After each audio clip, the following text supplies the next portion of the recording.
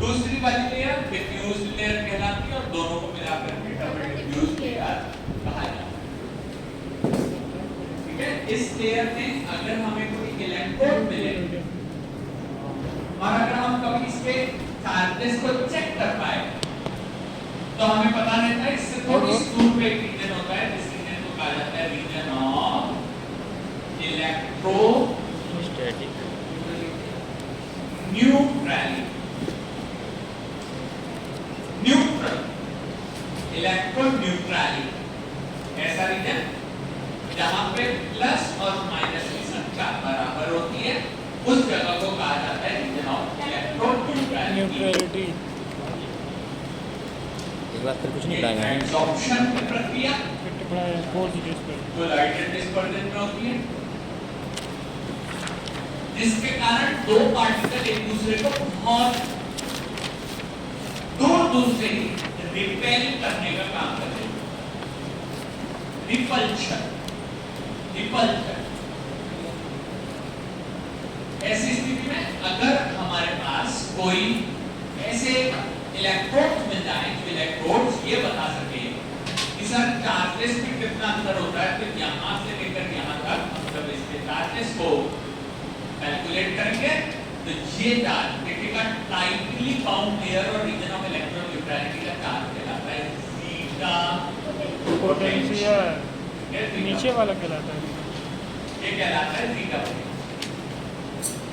लेकिन अगर हमने सरफेस से लेकर के रीजन ऑफ इलेक्ट्रो न्यूट्रलिटी के बीच में निकाला तो ये कहलाता है नॉन पोटेंशियल। ठीक है, शायद एक हफ्ता मेरी क्लास को हो चुका है, उससे भी एक दो दिन ज्यादा ही हो चुके हैं, तो इसलिए काफी सारे बच्चों को ये एग्जांपल याद होंगे, कुछ भूल भी गए होंगे। हमने शायद न्यू मार्केट के अंदर लगने वाली किसी को भी शॉप का एग्जांपल लेकर के इसे याद किया था कि भाई किस तरीके के चार्जेस कौन से लोग टाइटली बाउंड लेयर में कहलाएंगे और कौन से लोग जो हैं वो लूज या डिफ्यूज लेयर में कहलाएंगे। ठीक है, ये दो पार्टिकल या इससे ये बड़ा पोर्शन हो गया बेटा, ये अपन ने क्या करा हुआ है जूम किया हुआ है, जूम किया हुआ है।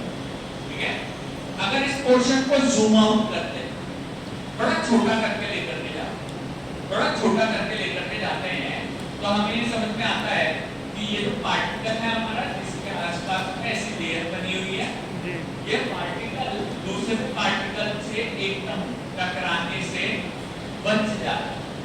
ठीक है, रिपोर्ट पे देखिएगा बेटा, ये कोलॉइडल पार्टिकल्स में एक प्रॉपर्टी होती है जिसको कहा जाता है, जिसे अपन कहते हैं जिगजैग मूवमेंट और उसे कहा जाता है ब्राउनियन मूवमेंट। ब्राउनियन मूवमेंट, ये ब्राउनियन मूवमेंट कहलाती है जिसके कारण ये पार्टिकल्स एक दूसरे के तरफ नजदीक पास में आते हैं। लेकिन जब ये एक दूसरे के पास में आते हैं तो इनके मोटे मोटे से पेट दोनों के टमी एक दूसरे से टकरा जाते हैं जिससे ये पार्टिकल आपस में जुड़ करके प्रेसिपिटेट नहीं होते और ये एक दूसरे को धक्का मार करके रिपेल करते हैं। जब ये किसी कंटेनर के अंदर हर पार्टिकल दूसरे वाले को धक्का मारेगा तो जहां कहीं ये जाएंगे वहां से दूसरे का डायरेक्शन बदल जाएगा और इसी को क्या कहते हैं, और इसको सिंपल इंग्लिश में जिगजैग मूवमेंट के नाम से जाना जाता है। इसको जिगजैग मूवमेंट के नाम से जाना जाता है। Zigzag movement, zigzag movement. जैसे कोई मक्खी ट्रैवल करती है, मक्खी के उड़ने का पाथ कभी भी सीधा नहीं रहता, वो किसी भी डायरेक्शन में कभी भी बदल सकती है। इसीलिए जनरली मक्खियां बारिश के सीजन में बहुत हमें देखने को मिलती है और वो लगातार इधर-उधर उड़ते रहते हैं। उन्हें पकड़ना, उन्हें मारना थोड़ा डिफिकल्ट इसलिए होता है क्योंकि उनकी मूवमेंट काफी ज्यादा जिगजैग होती है। ठीक है, तो बेटा ये जो चार्जेस हैं यहाँ सिंगल पार्टिकल बताया मैंने, यहाँ डबल पार्टिकल बता दिया और ऐसे एक कंटेनर के अंदर हजारों लाखों पार्टिकल हो सकते हैं। ये सारे पार्टिकल एक कंटेनर के अंदर एक दूसरे को धक्का देते चले जाते हैं और जिसके कारण हमारे कोलॉइडल पार्टिकल की स्टेबिलिटी बढ़ जाती है। ठीक है, तो प्लीज ध्यान से सुनिए बेटा, जो 3-4 बच्चे लेकर आए हैं, अभी तक मैंने कुछ भी नहीं पढ़ाया, बस ये रिवाइज करवा दिया कि क्लास में हमने टॉपिक कहाँ छोड़ा था और ये टॉपिक किस प्रकार हमारी मदद कर, ठीक है। हमने इसके अलावा एक छोटा सा 2 मिनट और देख लेते हैं, अगर किसी को आना होगा तो टाइम फटाफट यूज में आ जाएगा। हम ये बात कर रहे हैं कि एक छोटा सा ग्राफ देखा था अपन, जिसको अपन एनर्जी कर्व के नाम से जानते हैं, ठीक है। उस एनर्जी कर्व में ऊपर की तरफ रहता है, ध्यान से सुनना, नेगेटिव एनर्जी यानी रिपल्शन। वेरी गुड बेटा, बस इसीलिए मैंने जानबूझ करके आंसर बदला, ऑप्शन बदला। ऊपर की तरफ क्या रहेगा? पॉजिटिव एनर्जी यानी अट्रैक्शन। बेटा बहुत बढ़िया। ऐसे ही आपको दोनों तीनों चीजों को सही या गलत के ऑप्शन से देखना पड़ेगा। और नीचे की तरफ क्या रहेगा? Attractive force. Attractive forces negative. यहाँ से ये नीचे जाता है, फिर ऊपर जाकर के इस प्रकार का एक ग्राफ हमें देखने को मिलता है, ठीक है। ये ग्राफ कई बच्चों की कॉपी में बना हुआ है, जिनकी नहीं है कॉपी छूट गई, कॉपी घूम गई, सर रूम बदल लिया, गर्मी के दिनों में सर आग लग गई, बहुत सारी समस्याएं होती हैं। एक बच्चे के जीवन में कितना कष्ट होता है एक मास्टर अच्छे से जानता है, क्योंकि हर साल हमें आप ही के जैसे बच्चे मिलते हैं, ठीक है। कोई समस्या की बात नहीं है, लेकिन ध्यान से सुनना, इसको अपन कहते हैं सेकेंडरी मिनिमा। सेकेंडरी मिनिमा कि प्राइमरी? Secondary minima. प्राइमरी ज्यादा नीचे जाता है, ये कहलाता है प्राइमरी। ये क्या पोटेंशियल? ये बात है, इसको दूसरे मैक्सिमा के नाम से जानते हैं। जीटा करेक्ट है, जीटा पोटेंशियल इसी को रिप्रेजेंट करता है, और इसको अपन जानते हैं मैक्सिमा के नाम से, ठीक है। तो यहाँ तक की पुरानी चीजें मैंने जो पढ़ाई थी वो यहाँ कंप्लीट हो जाती है। आज का क्लास थोड़ा छोटा रहेगा, क्योंकि पढ़ाने के लिए जितने टॉपिक्स अपने पास है वो करीब 1 से 1.5 घंटे में कंप्लीट हो जाएंगे, ठीक है। क्लास बहुत लंबा नहीं रहेगा, और इसीलिए अपन अब स्टार्ट करते हैं आज की क्लास को। इतना सब कुछ मैंने पिछली क्लास में पढ़ा दिया था, वापस से डायग्राम बना करके आपको एक्सप्लेन कर दिया। ऊपर हेडिंग डालेंगे stability of the colloidal dispersions. बढ़िया पेन है यार, 4-5 पेन लिखते हुए यार। Stability of the colloidal dispersion. Stability of the colloidal dispersion. Stability of the colloidal dispersion. Stability. एक जैसी बोतल है, अच्छा लाइट और pink, light pink dark, light pink dark black, कौन नहीं दिखा? इस स्टेबिलिटी की स्टडी जिस सब ठीक? जिन साइंटिस्ट ने मिलकर के करी थी, उनका नाम है DLBO। इसीलिए इस थ्योरी को DLBO थ्योरी कहा जाता है। अरे गधे मस्त नाम है। DLBO थ्योरी से कहा जाता है। It is called as DLBO theory. इसको हम कहते हैं अपना DLBO theory। साइंटिस्ट के नाम जिन्होंने इस थ्योरी को दिया, स्टेबिलिटी ऑफ कोलॉइड्स। ये थ्योरी क्वेश्चन कई बार बहुत पहले आता था बेटा, किससे रिलेटेड है? तो आंसर होगा कोलॉइड्स, ठीक है। सर और क्या ऑप्शन देते थे? मॉलिक्यूलर डिस्पर्जन, और क्या ऑप्शन देते थे? Force dispersion. तो करेक्ट आंसर क्या है? ये थ्योरी किससे रिलेटेड है? कोलॉइडल डिस्पर्जन से रिलेटेड है थ्योरी। ये थ्योरी DLBO थ्योरी ये मोस्ट इंपॉर्टेंटली या मेजरली इन्वॉल्व होती है फॉर द लायोफोबिक कोलॉइड।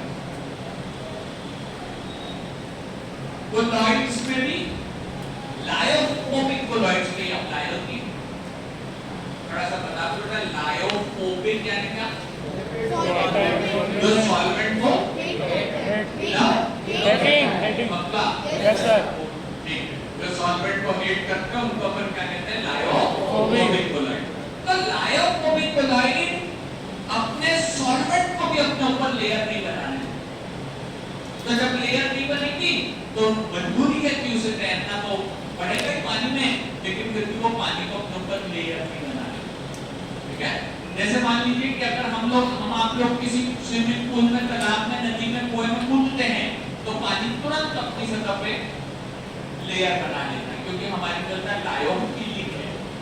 ये लायोफोबिक नहीं, ये लायोफोबिक नहीं, लेकिन वहीं पे वाटर अगर कोई लगे कण पानी के अंदर चलता है तो आपको पता होगा कि उसके जो फर होते हैं वो कभी गीले नहीं होते, उसके ऊपर एक ऑयली सी लेयर होती है, वो फटाफट पानी के ऊपर तैर सकता है, उसके बदन के जो पर होते हैं वो गीले नहीं होते, वो लायोफोबिक नेचर का उसके ऊपर एक लेयर होती है, हमारे ऊपर नहीं होती। चलो आगे चलते हैं। डीएलपीओ थ्योरी लायोफोबिक कोलॉइड्स पे एप्लीकेबल होती है और एक थ्योरी ये कहती है कि on addition of electrolytes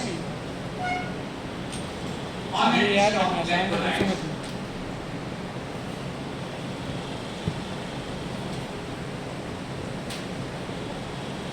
theta potential changes, theta potential changes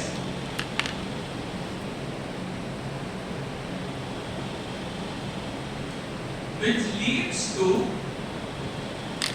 precipitation of colloids.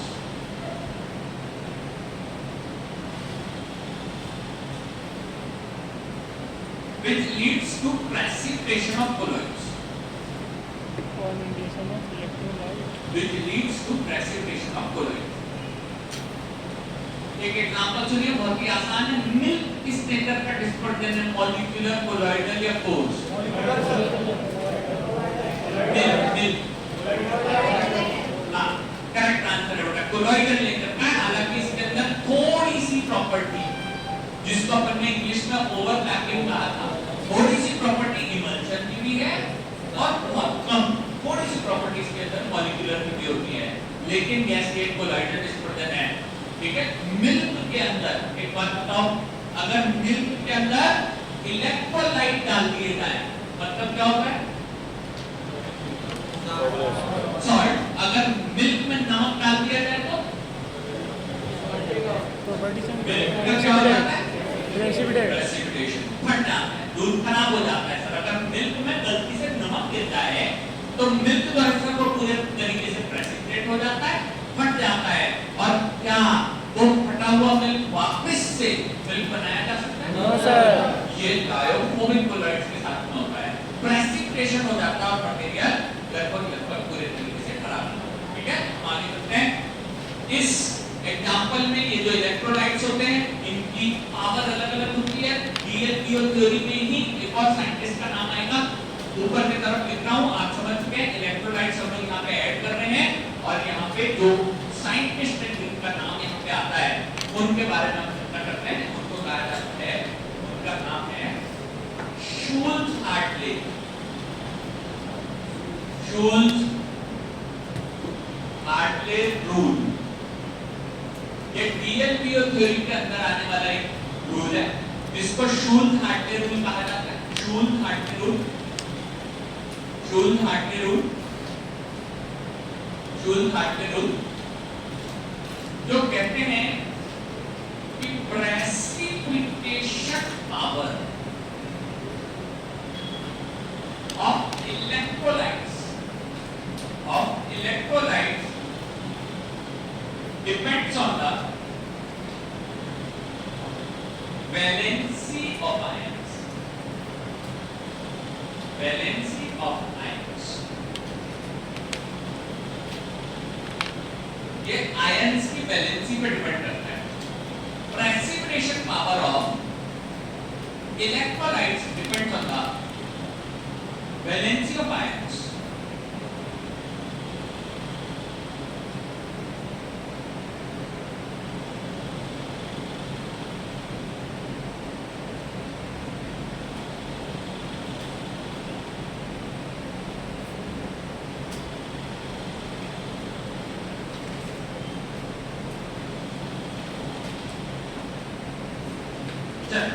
मैं इसका एक्सप्लेन करके देता हूँ, साथ में छोटा सा एक बॉक्स बना लेना, दो वर्ड लिखना है बस, एक इलेक्ट्रोलाइट लिखना है और दूसरा लिखना है सॉल्ट। एक लिखना है इलेक्ट्रोलाइट, दूसरा लिखना है सॉल्ट।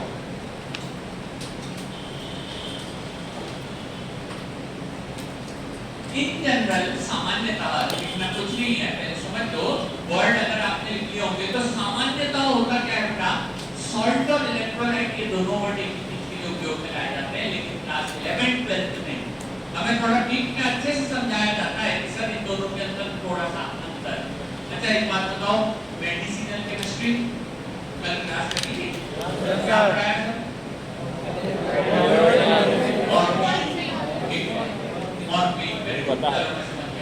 अच्छा एक बात बताओ, कुछ समय पुरानी बात है लेकिन NaCl पढ़ चुके हो? क्या फुल फॉर्म है? उसके अंदर एक प्रकार की जिसका नाम है डाइक्लोफेनेक। डाइक्लोफेनेक सोडियम, डाइक्लोफेनेक का एक सॉल्ट, ठीक है। लेकिन जैसे ही अपन बात करते हैं बेटा NaCl की, एक में सोडियम के साथ डाइक्लोफेनेक और दूसरे में सोडियम के साथ क्लोराइड। तो जहां पे दो चीजें पानी में डालने से ही दूर प्लस और माइनस अलग-अलग हो जाते हैं, उनको क्या कहा जाता है? Those are called as electrolyte salt, ठीक है। सर क्या-क्या बोल रहे हो फिर से एक बार सुनना, कुछ कॉपी में लिखने की जरूरत नहीं है।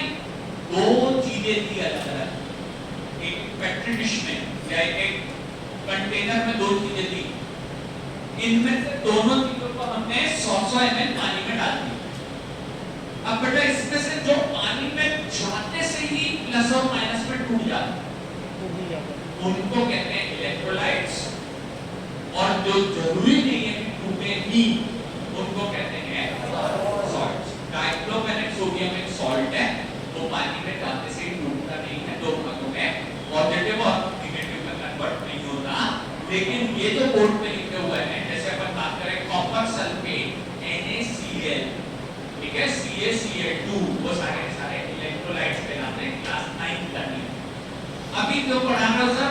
क्योंकि मैं यहाँ पे आपसे बात कर रहा हूँ इलेक्ट्रोलाइट्स डालने की, सॉल्ट डालने की बात नहीं कर रहा हूँ मैं, इलेक्ट्रोलाइट डालने की बात कर रहा हूँ, ठीक है। इलेक्ट्रोलाइट डालना है हमको, इसलिए मैंने दोनों के बीच में अंतर बता दिया कि अंतर क्या होता है। अब यहाँ पे हमारी अगली चर्चा शुल्क-हार्टले रूल, मैं बताऊंगा इसको, लेकिन फिर भी एक छोटा सा यहाँ पे हाईलाइट करके इसी कॉपी के सबसे ऊपर के पेज पे एक नियम लिखेंगे, हमारा thumb rule, like dissolves like, क्या हमारा थंब रूल है? इसको हाईलाइट करके लिखेंगे जल्दी से, like dissolves like,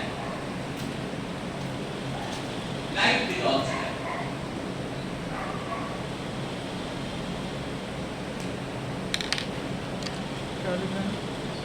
Light dissolves light.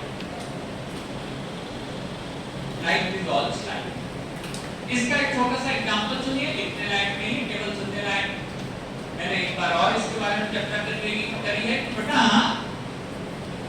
सामान्यतः हमारे जितने भी मित्र होते हैं, फ्रेंड्स, वो जनरली हमारे ही नेचर के होते हैं, ठीक है। अगर कोई हमारा फ्रेंड हमारे नेचर वाला नहीं रहता तो शायद वो हमारे ग्रुप से निकल करके दूसरे किसी ग्रुप में चला जाता है, ठीक है। हम जानते हैं हमारे छोटे-छोटे ग्रुप्स हैं, डॉक्यूमेंट्स हैं, हमारे 4-5 मित्र हैं एक दूसरे के साथ। तो ये जो ग्रुप है इसमें लगभग सभी लोगों का टेस्ट या स्वाद या हम ये कहें कि इन सबका विचार मिलते हैं, इसलिए एक दूसरे के साथ एडजस्ट कर पाते हैं। और जिनके विचार नहीं मिलते तो वो क्या करते हैं, ट्रेन का डब्बा चेंज कर लेते हैं, वो किसी दूसरे डब्बे के अंदर चले जाते हैं, वो किसी दूसरे ग्रुप के अंदर अटैच हो जाते हैं, दूसरे ग्रुप में चले जाते हैं। अगर कोई भी देख लीजिए, अगर कोई बच्चा थोड़ा बहुत पढ़ाई में इंटरेस्ट रखता है तो जनरली उसके मित्र भी ऐसे ही होते हैं जो पढ़ने वाले होते हैं थोड़े बहुत, ठीक है। लेकिन जो थोड़े बदमाश किस्म के बच्चे होते हैं उनके ग्रुप में वही लड़के रहते हैं जिनको हर बात पे लड़ाई झगड़ा करना है, जिनको हर बात पे कुछ ना कुछ समस्या होती है। तो वो जनरली क्या होता है, ग्रुप ही डिसाइड होता है कि किसने करके हमारे साथ में बच्चे रहेंगे, ठीक है। अब एक बात बताओ, ये इलेक्ट्रोलाइट अभी मैंने उधर ब्रैकेट में लिखा है, किस नेचर का? लायोफिलिक या लायोफोबिक? लायोफिलिक। लायोफिलिक। लायोफिलिक। देख रहे हैं वहां पे इलेक्ट्रोलाइट्स के साथ नहीं लिखे, बस नाम लिख करके छोड़ दिए। नो सर अपने जैसे मैंने बताया था, जो पानी में जाते से ही दो चार्जेस में टूट जाते हैं, और जहां दो चार्जेस बन जाते हैं बेटा, उस जगह को कहा जाता है पोलर। ठीक है, प्लीज ध्यान रखना, इलेक्ट्रोलाइट पानी में रखना है पोलर, पोलर। ठीक है, ये किसने रखा है? पोलर। ये किसने रखा है? पोलर।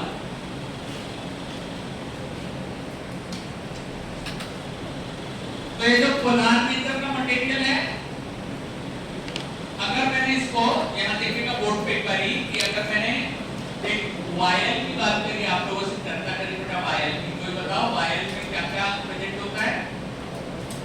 इंजेक्शन केवल कांच या कांच के साथ ऊपर रबर रबर की कॉर्ड भी होती है। रबर की कॉर्ड। सुनो ध्यान से, एम्पुल और वायल दो तरीके की चीजें आती है। अब इसमें से जिसे डॉक्टर याद रखना लगाने से पहले ऊपर से तोड़ देते हैं, जो पूरे कांच का बना होता है, छोटा सा होता है, वो क्या कहलाता है? एम्पुल्स। ठीक है, और जिसके ऊपर ठीक है रबर लगी रबर और आजू बाजू में एल्यूमिनियम की फॉइल होती है, वो क्या कहलाता है? वायल्स। ठीक है, तो ये तो इंसुलिन के होते हैं कि वायल्स आते हैं। ठीक है, जिस भी पेशेंट को जरूरत है वो इंजेक्शन में से वायल में से इंजेक्शन निकाल करके क्वांटिटी के अनुसार उसे ले सकता है। तो अभी अपन यहाँ पे बात कर रहे हैं किसी एक वायल की, वायल के अंदर जनरली पॉलीमरिक सॉल्यूशन जैसे इंसुलिन के इंजेक्शन प्रेजेंट होते हैं। मान लीजिए कि इस वायल के अंदर मैंने ऊपर से कोई इलेक्ट्रोलाइट का सॉल्यूशन डाला, इलेक्ट्रोलाइट का सॉल्यूशन डाला। ठीक है, तो आप बोर्ड पे देख कर बताइएगा, दो ऑप्शन है आपके पास, दो ऑप्शन। पहला ऑप्शन है पार्टिकल की सरफेस, और दूसरा ऑप्शन है रीजन ऑफ इलेक्ट्रो क्या है? Electro neutrality. न्यूट्रलिटी। तो आपके पास दो ऑप्शन है बेटा, जीपैट में 4 मिलेगी, अभी मैंने 2 कैंसिल करके केवल 2 ऑप्शन दे रहा हूं। नमक अगर मैंने इस कंटेनर के अंदर डाला, दो में से वो कौन सी जगह जाना प्रेफर करेगा? पार्टिकल की सरफेस पे या reason of electroneutrality? Reason of electroneutrality. जो भी आंसर है लिख दो, क्योंकि क्या है, हवा में जवाब देने से कई बार चीजें समझ आती, कई बार नहीं भी आती। कहाँ लिख दे? यहीं लिख लेते हैं। ठीक है, क्वेश्चन है कि अगर मैंने कंटेनर में सॉल्ट ऐड किया, इलेक्ट्रोलाइट ऐड किया, तो इलेक्ट्रोलाइट दो से प्लस और माइनस में टूटी। एक ऑप्शन है इलेक्ट्रोलाइट पॉजिटिव वाला भेजिए, नेगेटिव वाला भेजिए। हमारे हिसाब से है। पार्टिकल पोर्शन है नहीं, हमारे हिसाब से जैसे बताएं चाहे तो इलेक्ट्रोलाइट जो अंदर प्लस और माइनस में टूटी, प्लस माइनस में टूटी से रीजन ऑफ इलेक्ट्रोन्यूट्रलिटी हुई। माइनस कितना? तो करेक्ट ऑप्शन इलेक्ट्रोलाइट डाला पे आप अपने आप को प्लस और नंबर माइनस में देंगे टूटी, 4, प्लस माइनस में टूटी, और गलत में लिखेंगे पार्टिकल के उधर बॉन्ड बना ली, प्लस और माइनस नहीं लिखा एट्रैक्ट तो कर ली, पहले ही जीरो लिख दो, ऐसे रीजन ऑफ और इलेक्ट्रोन्यूट्रलिटी आंसर जीरो लिख दो। ठीक है, जिसने बॉल खेली ही नहीं उसको कितने रन मिले? तो जीरो की तो स्कोर बोर्ड पे जाएगा ना कि नहीं जाएगा? ठीक बात है, जीरो सबने अगर चढ़ा दिया हो, जिन्होंने नहीं लिखा था अपने साथ पे ईमानदार रह सकते कि नहीं? Yes sir. चलो नेक्स्ट, अगर आपने लिखा है रीजन ऑफ इलेक्ट्रोन्यूट्रलिटी, तो यहाँ मिलेंगे +4 और सरफेस पे प्लस 4 तो मिलेंगे दो बार कर पर दिया हमारा -1। हमारा हमारा अपने आप को नंबर दे दीजिए, कोई मैंने घबराने की पढ़ने बात वाले नहीं है। हैं। आपको जो भी नंबर मिला हो बाजू वाले से भी छुपा लो, किसी को मत दिखाना, लेकिन खुद तो ध्यान रखोगे ना कि गलती हुई थी या सही हुआ। जब सही होता है ना तो कॉन्फिडेंस आ जाता है कि भाई आप देखो उसको निकाल कर हमने 6 मार दिया। ठीक है, जब कभी भी जो भी अच्छी चीज होती है वो भी ध्यान होती है, और गलत वो भी ध्यान रखा करो। सर एक बार गलती हो गई थी, दोबारा नहीं होगी। सर ऐसा क्यों बोल रहे हो? क्योंकि इलेक्ट्रोलाइट वाटर लविंग है, और जो चीज वाटर लविंग है तो वो काहे में जाएगी? प्लस माइनस वाटर में। ठीक है, और देखो पिछली क्लास में इनका सही रीजन लगा रहा है कहा था कि अगर अरे वो सही है, जब प्लस माइनस ही पोलर नेचर के पोलर जो नेचर पूरा वाटर है, वाटर लविंग है, वापस बैक चेक करने आई है भैया के पास कौन कौन से रखे भाई हैं, ज़्यादा डीप में तो उसको टाइटली बाउंड लेयर में आसानी से जाने को मिलेगा कि मुश्किल होगी? मुश्किल होगी। तो आपने ये नमक अब रीजन ऑफ इलेक्ट्रोन्यूट्रलिटी में आसानी से जाता है, सरफेस पे इतनी आसानी से नहीं जाता क्योंकि पहले से वहां पे चार्ज है, ठीक है। तो इसलिए क्या होता है बेटा, जब यहाँ पे वो चार्जेस चले जाते हैं, जब यहाँ पे और चार्जेस चले जाते हैं, जब यहाँ पे और चार्जेस चले जाते हैं, तो बेटा क्लास 11 12 का वर्ड है, ध्यान से सुनना कि सर जब दोनों चार्जेस के बीच में अंतर कम हो जाता है, कौन से दो चार्ज, रीजन ऑफ ये वाला टाइटनिंग ऑफ लेयर और रीजन ऑफ इलेक्ट्रोन्यूट्रलिटी, जब दोनों में चार्जेस कम हो जाते हैं तो पोटेंशियल रिड्यूस होता है। जब दोनों के बीच में चार्ज के डिफरेंस कम होते हैं तो जीटा पोटेंशियल कम होता है। जीटा पोटेंशियल कम होने के कारण ये पार्टिकल्स के अब ये पे छोटे छोटे हो जाते हैं, जीटा पोटेंशियल कम हो जाता है। जब जीटा पोटेंशियल कम हो गया, ये पार्टिकल्स के छोटे छोटे पेट हो गए, तो देखिए यहाँ पे अब ये पार्टिकल दोनों एक दूसरे के ज्यादा पास में क्लोज आ है, दोनों के ईगो हट गए, दोनों के ईगो हट गए, और ईगो हटने के कारण ये मटेरियल पास में आकर के क्या हो जाते हैं, प्रेसिपिटेट। अब इनका क्या होने लगता है, प्रेसिपिटेशन, और प्रेसिपिटेशन जिसे मिल्क का हुआ था तो उससे हमारे कोलॉइड की स्टेबिलिटी कैसी हो जाती है, कम हो जाती है, कम हो जाती है। सर हमको क्यों पढ़ा रहे हो, क्योंकि जब तुम कोलॉइड बना करके मार्केट में तुम्हारी कंपनी का कोलॉइड बिकेगा और अगर वो जल्दी से प्रेसिपिटेट हो गया तो उसको एक्सपायर कह दिया जाएगा, और एक्सपायरिंग के बाद उसके पैसे कितने मिलेंगे, 0। ठीक है, क्या आप 100 रुपए की बोतल एक्सपायरी के बाद 100 रुपए में खरीदोगे, 90 में खरीदोगे, 50 रुपए में, फिर खरीदेंगे ही नहीं सर, तो कीमत कितनी हो गई, तो 0 रुपीस का मतलब होता है कंपनी के 100 रुपए का घाटा, यानी हर फार्मेसी की जो इंक्रीमेंट होने वाला था उसका नुकसान। तो इसीलिए अपन एज अ फार्मासिस्ट क्या चाहते हैं, हमेशा स्टेबल प्रोडक्ट बनाओ, स्टेबिलिटी बढ़ाओ। तो हम इसलिए यहाँ पे स्टेबिलिटी पढ़ेंगे जब तो बढ़ा पाएंगे बेटा।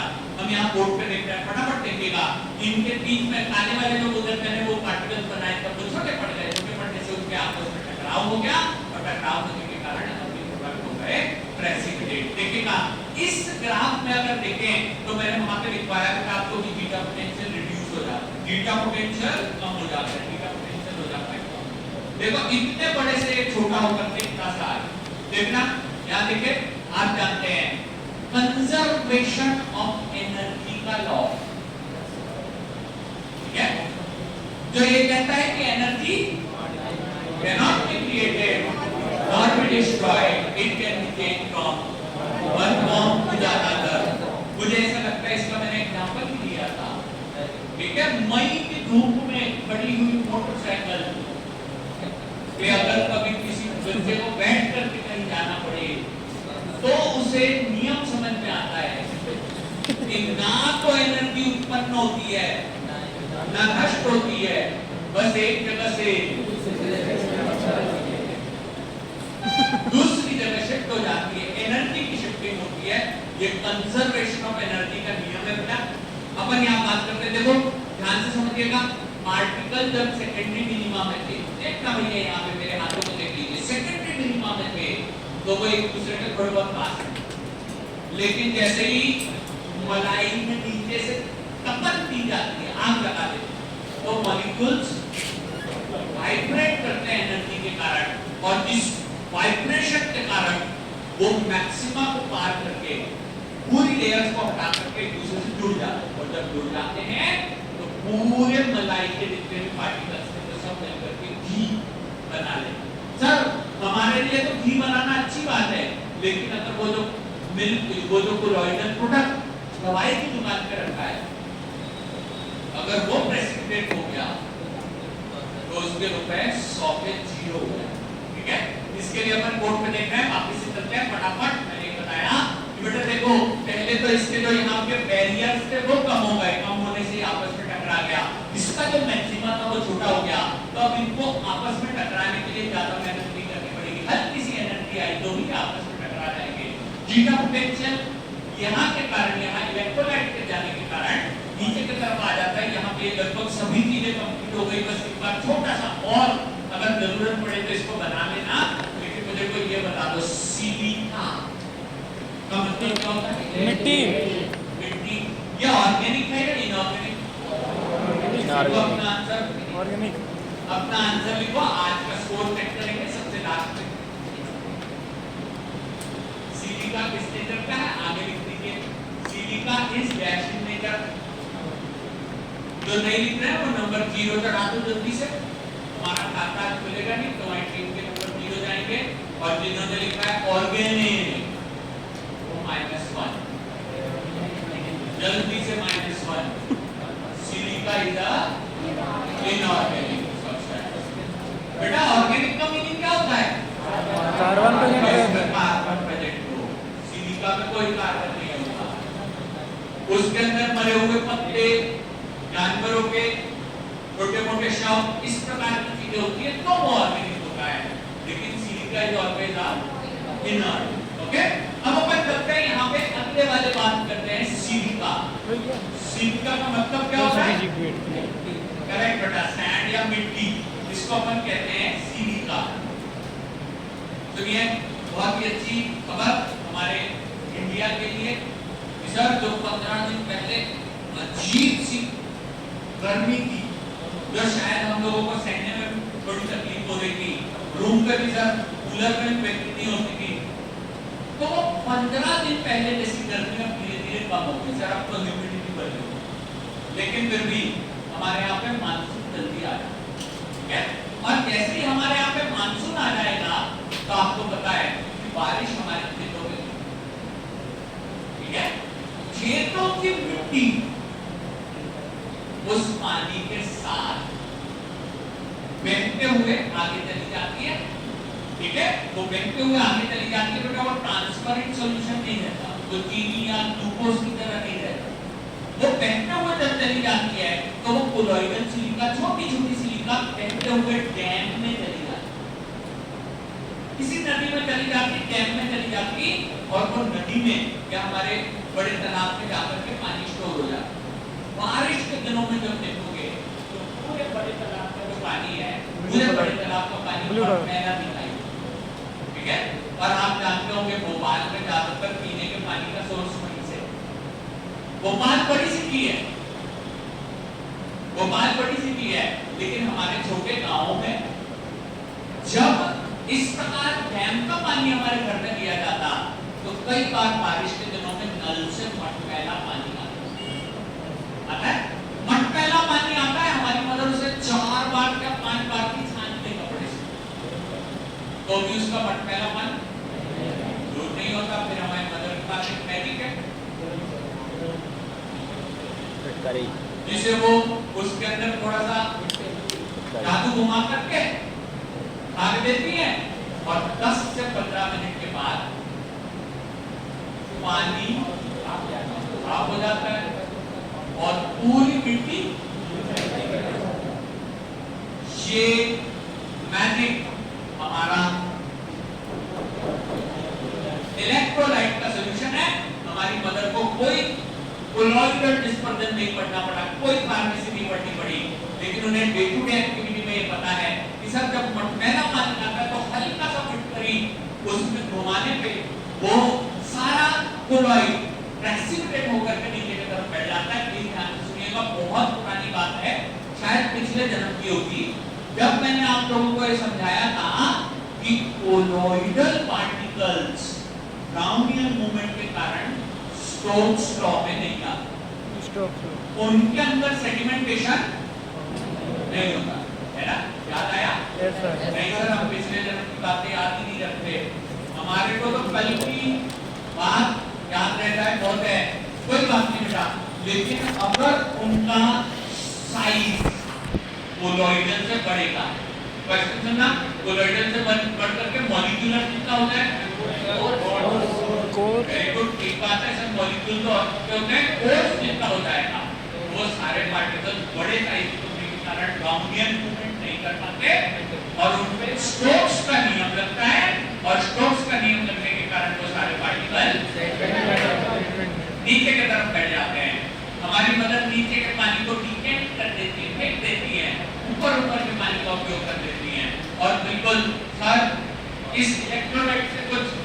नहीं पड़ता क्या? बिल्कुल पड़ता है बेटा। ऐसा कहती है हमारी मदर कि ज्यादा फिटकरी डाल दोगे तो थोड़ा सा भारीपन हो जाता है, पानी हेवी हो जाता है, थोड़ा सा भारीपन होता है, फिर उसे पचाने में मुश्किल होती है, हल्के से गैस्ट्रिक डिस्टर्बेंसेस होने लगते हैं अगर ज्यादा फिटकरी का पानी पियोगे तो। मुझे एक बात बताओ, एक घड़े पे पानी को साफ करने के लिए हमारी मदर को 1-8 किलो फिटकरी लग जाती है, 2 किलो, 3, फिर ग्राम हाँ सर, 1000 उनके पास एक पत्थर है, पता नहीं वो शायद उनकी मम्मी के टाइम से चल रहा है, ठीक है, क्योंकि ज्यादा जरूरत नहीं पड़ती सर। आजकल ऐसे मेरा पानी आता भी नहीं करता, तो प्रोसेस होकर के आता है, फिर भी आए तो सर हल्का सा तो करने से पानी एकदम साफ हो जाता है। थोड़ा समय देना पड़ता है, रेटिनल पेशेंट के लिए समय देना पड़ता है, लेकिन वो मटेरियल आराम से, ठीक है। अपन आगे चलते हैं। ये जो इलेक्ट्रोलाइट है, फिटकरी नाम का इलेक्ट्रोलाइट इसको प्रेसिपिटेट कर देता है, और यही नियम शूलहार्ट ने सिखाया, ठीक है। शूलहार्ट ने कहते हैं, पढ़ना, शूलहार्ट का नियम क्या लिखा है? Precipitation power of vapor depends on the valency of ion. Done, thank you so much, सबने बहुत अच्छे से पढ़ा। आंसर का इस जो मैंने टास्क किया था, इसका बस एक ही रीजन है कि सर जब इलेक्ट्रोलाइट फिटकरी है तो सर नमक भी तो इलेक्ट्रोलाइट, नमक इलेक्ट्रोलाइट नहीं है? है ये बता तो कोई समस्या नहीं, हम बता देंगे टीचर। वो पानी में जाके से घुल जाता है, प्लस और माइनस में इलेक्ट्रोलाइट, ठीक है, कोई बात नहीं। नमक एक इलेक्ट्रोलाइट है, एलम भी नमक क्यों बोलते हैं? हाँ, देख थोड़ा सा ऊपर देख, मैंने लिखवाया है सॉल्ट जनरली नहीं घुलता है, लेकिन इलेक्ट्रोलाइट घुल जाता है, ठीक है। फिर मैं हमेशा संकल्प किया करूंगा, मैं कभी कभार कंफ्यूज करता हूँ, ज्यादातर समय एकदम फॉरवर्ड बोलता हूँ, ठीक है। नहीं कोई बात नहीं, ये करते रहता है, छोटी मोटी चीजें।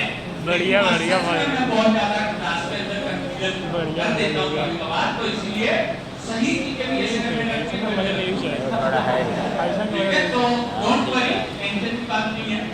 और आप लोगों की अच्छी खबर ये कल आपकी छुट्टी है, बहुत बड़ी खबर आ गई। राजा मुझे सामान गया नहीं, सर छुट्टी दी, मेरी फटी पड़ी हुई है ऐसे वो खड़ी रही। अंकल इस हफ्ते में छुट्टी दीजिए, संडे को 3-4 घंटे लगवा लीजिएगा, ऐसे देखा तो हम प्लान कैसे करेंगे। एक्चुअली ये टॉपिक मेरा यहीं पे छूट गया था, मान कंप्लीट है, इसलिए मुझे कल भी बुलाना पड़ा, लेकिन कल मुझे कुछ काम आ गया, मैं नहीं आ पाया, तो सबने क्लास में, इसीलिए मैं यहाँ बात कर रहा हूँ बेटा इलेक्ट्रोलाइट के। मेरी मदद के पास बहुत सारे ऑप्शन है, घर में बहुत सारे सॉल्ट रखते हैं, सोडियम बाइकार्बोनेट इलेक्ट्रोलाइट, सोडा, ठीक है। उसके बाद हमारा फिटकरी एक इलेक्ट्रोलाइट, नमक एक इलेक्ट्रोलाइट है, उसमें से मेरी मदद नमक क्यों नहीं डालती उसको प्रेसिपिटेट करने के लिए, क्योंकि नमक का प्रेसिपिटेटिंग पावर बहुत कम है। यही शूलहार्ट ने सिखाया, और शूलहार्ट के नियम को हम यहाँ पे दोबारा आप लोगों ने अच्छे से पढ़ लिया उसको, अब मत पढ़ना, और मैं डायरेक्ट बता देता हूँ कि precipitating power depends on the ion, जितनी भी चार्ज प्रेजेंट होते हैं उस पर डिपेंड करता है।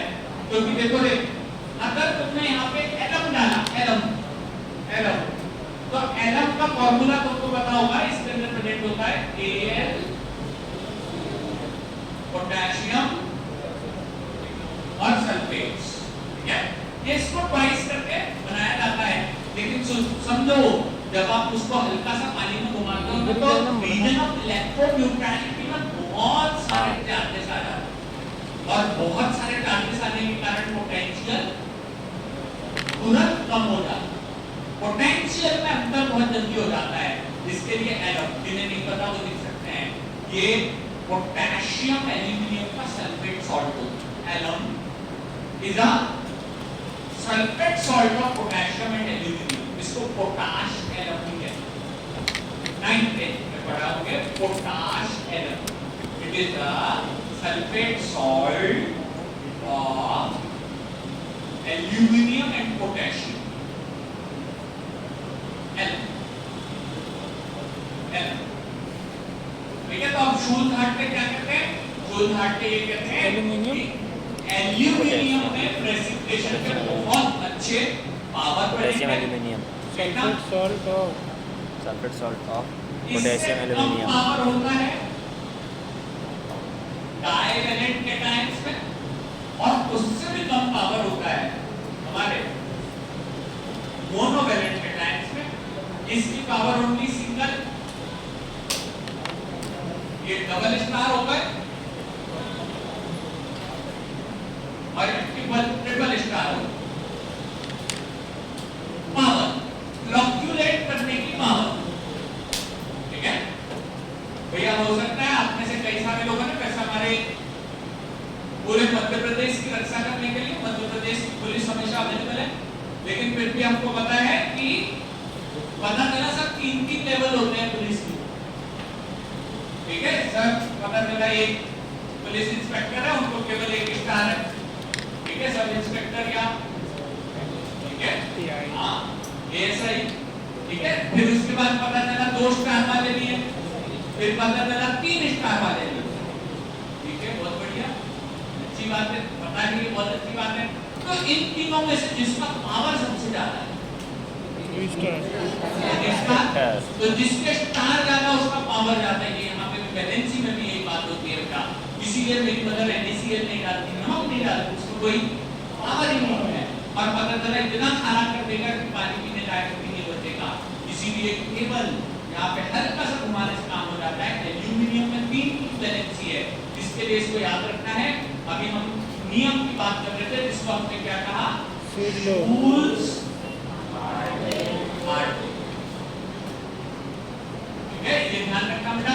यहाँ लिख भी लेना, जीपट 2012 में, जीपट 2016 में 2 बार क्वेश्चन आया था इस रूल में, चूल दाट के रूल, जीपट 2012, जीपट 2016 2 बार क्वेश्चन आया। अब इसको याद रखने का एक बहुत अच्छा तरीका है, मैं जानता हूँ मेरी क्लास में बैठे हुए कई सारे बच्चे हिंदी मीडियम के हैं, लेकिन अंग्रेजी मीडियम वालों को समझना ज्यादा जरूरी है कि सर अब यहाँ पे ट्रिक जो आ रही है वो हमारी हिंदी मीडियम की है, और शूल का मतलब होता है कांटे, ठीक है, और त्रिशूल का मतलब होता है 3 कांटे, ठीक है। जो हमारे भगवान महाकाल है उनके पास त्रिशूल अवेलेबल है, और वो सबसे पावरफुल है, उससे ज्यादा पावर किसी में भी नहीं है। तो यहाँ पे प्लीज ऐसे याद रखना, ये जो शूल धाटले रूल है ना, इसमें त्रिशूल से याद रखना कि 3 आयंस वाले जो रहते हैं उनमें सबसे ज्यादा पावर बनेते हैं, और ये इतनी सी क्वांटिटी में प्रेसिपिटेशन करते हैं। शूल धाटले रूल यहाँ कंप्लीट हो जाता है। शूल धाटले रूल यही कहता है कि जिसमें जितनी ज्यादा आयंस उतना ही ज्यादा प्रेसिपिटेटिंग पावर आगे चलते हैं। शूल धाटले रूल कंप्लीट होने के बाद अगला नियम आता है जिसे कहा जाता है ऑप्टिस्टम सीरीज।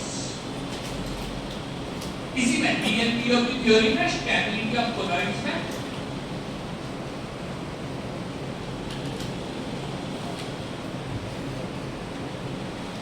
ऑप्टिस्टम सीरीज HOLF ऑप्टिस्टम सीरीज बहुत पहले, लेकिन जीपट 2013 में इस पे क्वेश्चन आया था। 12 में शोध हाट लेते और 13 पे ऑफ मिस्टर की सीरीज पे क्वेश्चन आ गया। HOLF of mister series, of mister series पहले अपन लिख लेंगे क्या कहती है, उसके बाद आगे की बात करेंगे। ये कहती है fluctuating power,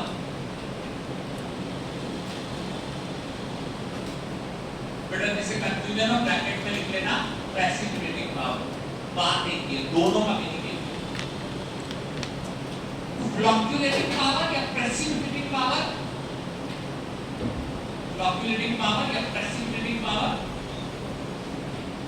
half at the whole 5 whole HOL2 depends on the sure ionic radius of ions. Ionic radius of the ions को depend करती है, it depends on the ionic radius of ions.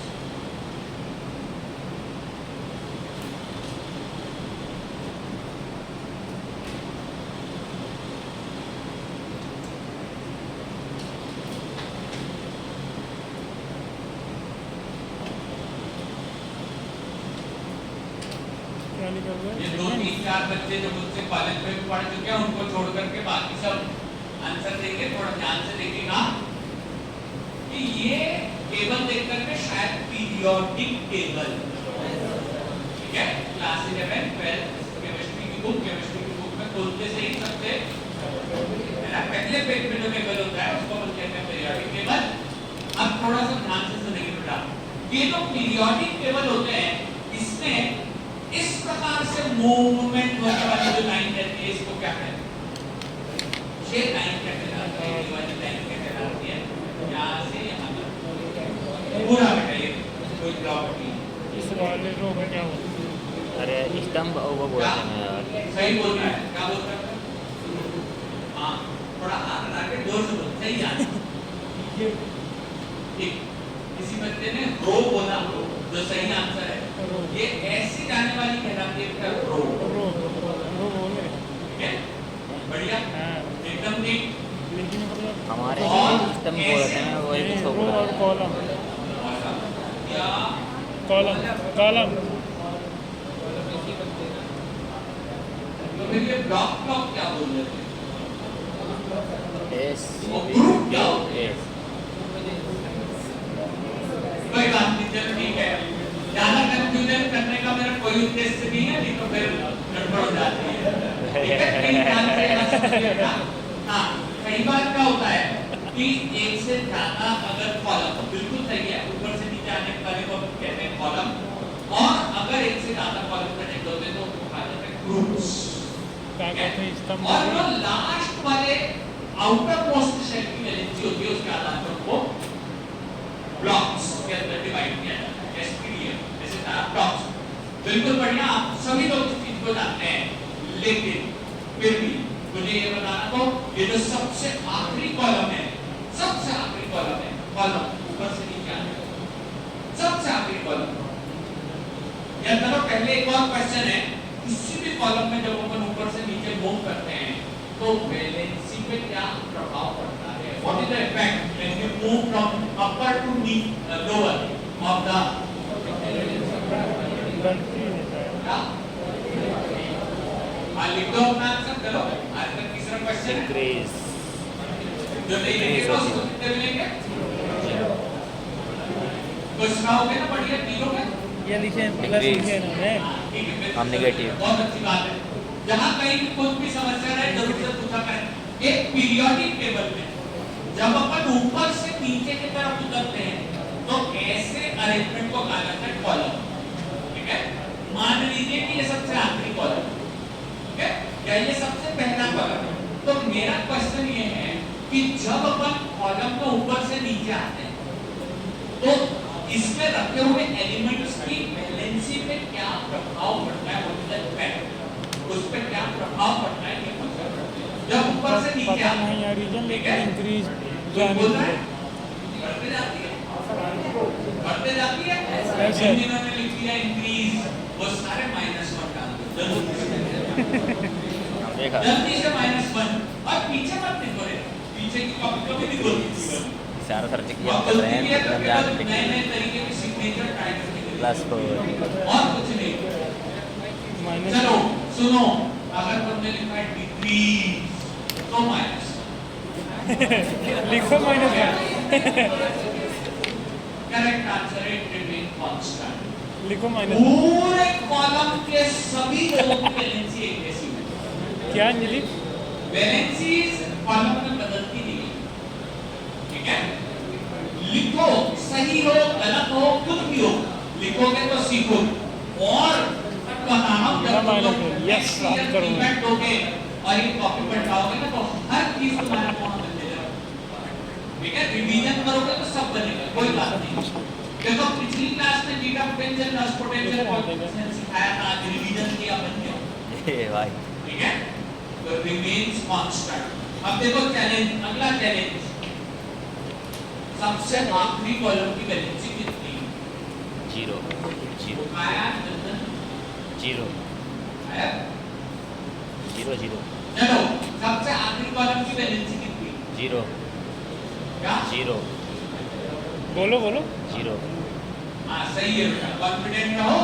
Confident हो। आखिरी column की valency 0 क्योंकि वो है inert gas. Inert gas. ठीक है, बेसिक केमिस्ट्री और बेसिक एचएपी से बोल 5 क्वेश्चन आए थे सैटरडे की जीपैट एग्जाम। बेसिक एचएपी और बेसिक केमिस्ट्री से फिर से बोलता हूँ, लास्ट कॉलम की वैलेंसी 0, उसको क्योंकि कहते हैं इनर्ट गैसेस। इनर्ट गैसेस की वैलेंसी 0।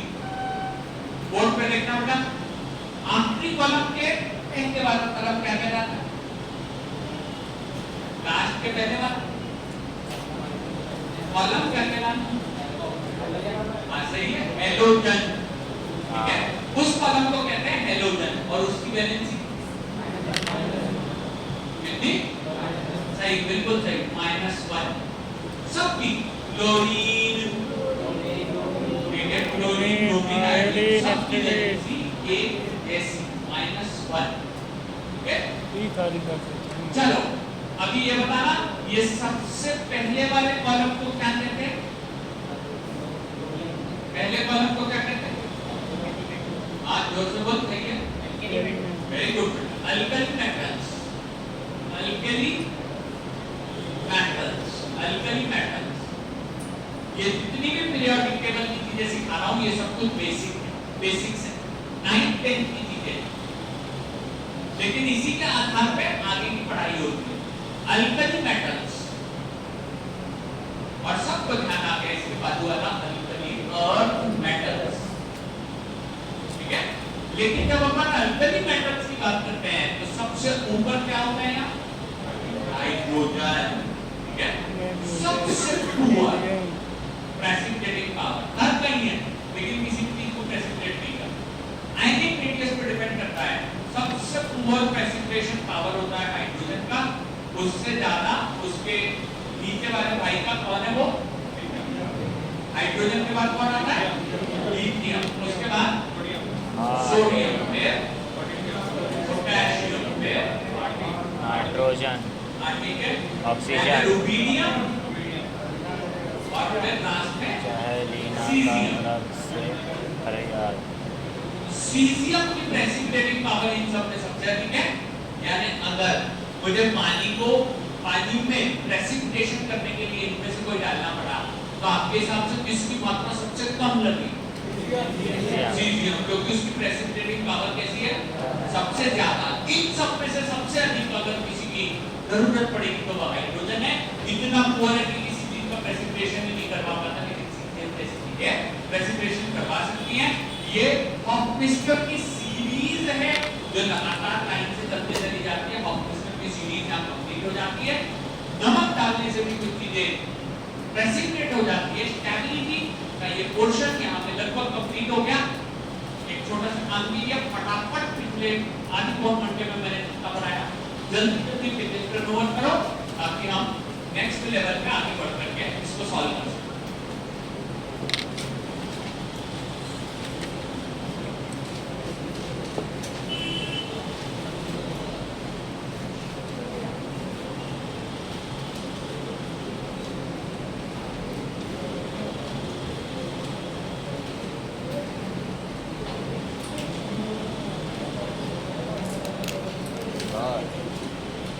तो अपने बिहार सब इसको कम उपयोग, मतलब थोड़ा सा उपयोग करेंगे तो उत्तम हो जाता है, इसको ज़्यादा उपयोग नहीं। लिथियम कहाँ का, लिथियम NaOH के बीच में है लीना का रब से फरियाद। अब कहाँ लिखे हैं NaOH के हाइड्रोजन के बीच में लिख देना, छोड़ के LI लिख दिया। चलो जब तक थोड़ा चैट कर लेता हूँ, बेबी में मैसेज आ गया।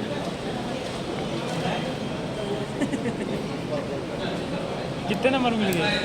बताना, ऐसा कोई भी बच्चा है क्या बिल्कुल बिना घबराए बता देना जिसको आज पूरे से -3 नंबर 3 क्वेश्चन किए थे नहीं किसी को -3 ले, कोई दिक्कत नहीं। ठीक है, कोई समस्या नहीं। कई बार ज्यादा सोचने वालों के साथ इस प्रकार से समस्या हो जाती है, कोई समस्या नहीं। और फिर 12 आ रहा है क्या, तीसरा क्वेश्चन का रहा है, 8 क्वेश्चन का रहा है। -2 मिला है और एक 4 मिला है। एक और क्वेश्चन 4 नंबर मिला है।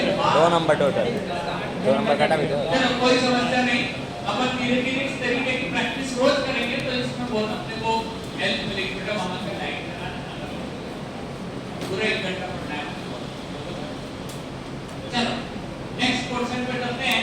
यहाँ पे देखिएगा बेटा अपन स्टेबिलिटी की बात कर रहे थे और एक प्रकार का कोलॉइड आता है जो कि डायफिलिक कोलॉइड है जिसका नाम होता है गोल्ड सोल। गोल्ड सोल ठीक है। जब कोलॉइड्स पढ़ाना मैंने स्टार्ट किया था तब बात करी थी सोने का पानी। ओके इसे बनाना मुश्किल है क्योंकि gold is a inert metal बिल्कुल भी रिएक्शन नहीं करता। उसे बनाने के लिए हमें बहुत पापड़ बेलने पड़ते हैं बहुत मुश्किल होती है। ये इतनी आसानी से नहीं बनता। दोनों हाथ पानी लाया यहाँ पे टेंशन बेटा ये जो गोल्ड में सोल होते हैं पानी अब ये क्वेश्चन बहुत आसान हो गया। ये किसने करता है डायफिलिक डायफिलिक एसोसिएशन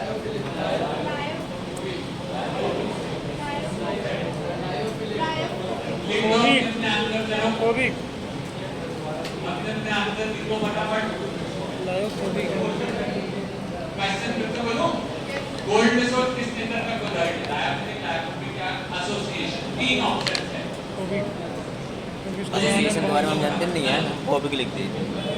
एसोसिएशन हम पढ़े हैं दोनों होते हैं। देखिए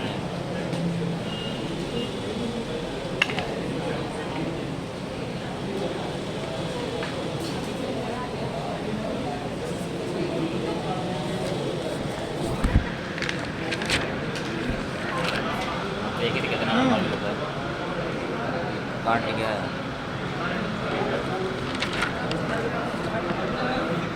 कोबिक गोल्ड अगर बेटा ब्लैक हो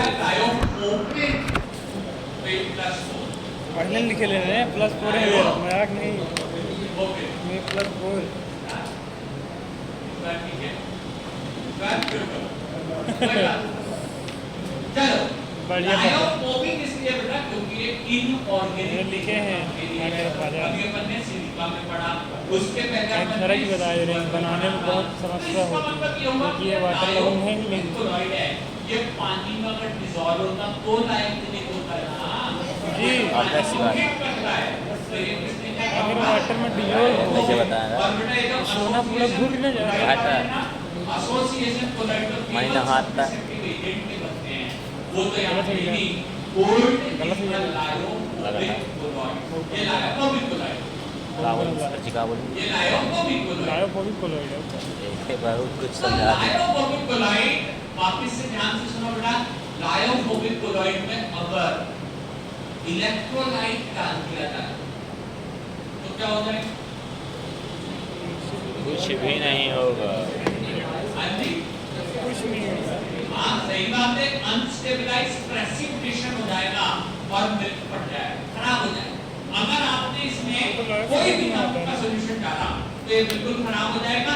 यहाँ पे देख लीजिए गोल्ड सोल जिस कलर का मैंने ट्यूब बनाया उसी कलर का होता है। रेडिश कलर का ही गोल्ड सोल होता है। रेड कलर का ही गोल्ड सोल होता है। रेड कलर इसमें प्रेजेंट होता है। आपको एक डायग्राम साथ ही साथ जल्दी से बना लेना चाहिए। ये रेड कलर का मटेरियल होता है। लेकिन अगर इसके अंदर 10 ml गोल्ड सोल अगर 1 ml 10% NaCl सॉल्यूशन ऐड किया जाए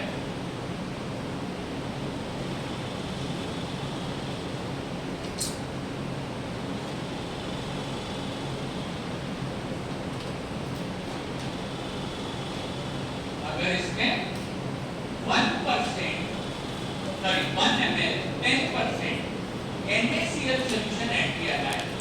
एक क्वेश्चन है भाई बहुत ही सिंपल था। पहले तो ये बता दो मुझे नहीं समझ आ रहा NaCl पावरफुल टॉक्सिसिटी पक्का क्योंकि सर इसमें त्रिशूल नहीं ये सिंगल आयंस वाला है। Yes, और sir. उसके बाद की सर वो सीरियम रूबिडियम थोड़ी है। ये तो बहुत ही छोटा सा सोडियम है। तो इसके कारण ये क्या करते हैं पुअर फ्लोक्युलेटिंग एजेंट्स होते हैं। ये ज्यादा फ्लोक्युलेट नहीं कर पाते। उसमें भी देखो NaCl जैसा पुअर पर्सन भी गोल्ड को प्रेसिपिटेट कर सकता है। ठीक है, कैसे प्रेसिपिटेशन होगा? लेकिन एक बात समझिए, मुझे नहीं आ रहा है 10% NaCl सॉल्यूशन कैसे बनाते हो? 10 ग्राम NaCl को 100 ml के पानी में डाल कर खच्चमा सकते हैं। तो और उसको लगभग 100 ml पानी में डिजोल्व कर दो, खच्चा खच्चमा सकते हैं। 10% NaCl का सॉल्यूशन। ठीक है, तो 10% NaCl का जो सॉल्यूशन है ना, अगर उसमें से 1 ml निकाल करके इस 10 ml में डाला जाए तो इसमें अनस्टेबिलिटी के साथ साथ कलर चेंज हो रहा है। ठीक है, इसमें मिल्क जैसे प्रोडक्ट फटता नहीं है, लेकिन होता क्या है कि ये कुछ ही समय के अंदर it is converted into the colour changes to bluish violet या वायलेट टू कलर इसका चेंज हो जाता है ब्लू कलर। ब्लू कलर, ठीक है, ब्लू कलर का मतलब होता है बड़े particle, precipitation, unstable. Blue colour का मतलब होता है अनस्टेबल और रेड कलर का मतलब होता है stable. Gold sol DNPO theory, full hardware tool of CRISPR series। सब होने के बाद गोल्ड सोल में 1 ml NaCl सॉल्यूशन डालने पे वो कलर चेंज करता है ब्लू कलर में। लेकिन सर एक बात बताओ, पिछले 15 मिनट से तो यही बता रहे खराब कैसे होगा, खराब कैसे होगा, खराब कैसे होगा। अच्छा करना भी तो बताओ, क्योंकि ये हमारी जिम्मेदारी है। अगर हम अच्छा नहीं करेंगे तो हमारे प्रोडक्ट की कीमत होते जाएगी जीरो। और जैसे पेशेंट ने निकालने के लिए दवाई निकाली और अगर उसमें प्रेसिपिटेट दिखाई दिया तो तुरंत डॉक्टर साहब के पास जाएगा, बोले मुझे ये देखो क्या है, और डॉक्टर साहब बोलेंगे भैया कौन सी कंपनी की दवाई है, आज के बाद जीवन में इस कंपनी की दवाई लिखेंगे नहीं, और नहीं लिखेंगे तो दवाई दुकान बंद, कंपनी बंद, सब चीज बंद हो जाएगी। इसीलिए हमारी जिम्मेदारी ये है कि हम बनाने वाली कोलॉइड की स्टेबिलिटी को समझें, और कोलॉइड की स्टेबिलिटी को समझने के लिए इसमें हम अगला छोटा सा हेडिंग डालेंगे, प्रोटेक्टिव कोलॉइड। इसी स्टेबिलिटी के चैप्टर में गोल्ड सोल के अंदर भी हम डालने वाले हैं protective colloid. Protective colloid,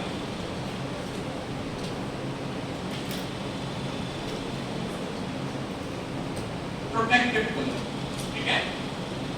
protective colloid के ब्रैकेट में लिख लेना, ये होते हैं लायोफिलिक कोलॉइड। ये होते हैं लायोफिलिक कोलॉइड, ये होते हैं लायोफिलिक कोलॉइड।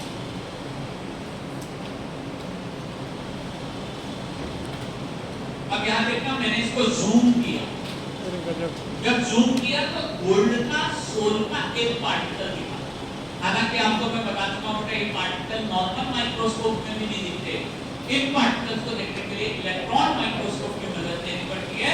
अगर ये पार्टिकल मुझे इस प्रकार दिखाई दिया तो यहाँ पे समझिएगा क्या कि इनमें एडसॉर्प्शन की प्रॉपर्टी बहुत होती है, सरफेस एरिया ज्यादा होता है। आज की क्लास में सबसे शुरुआत में मैंने बताया।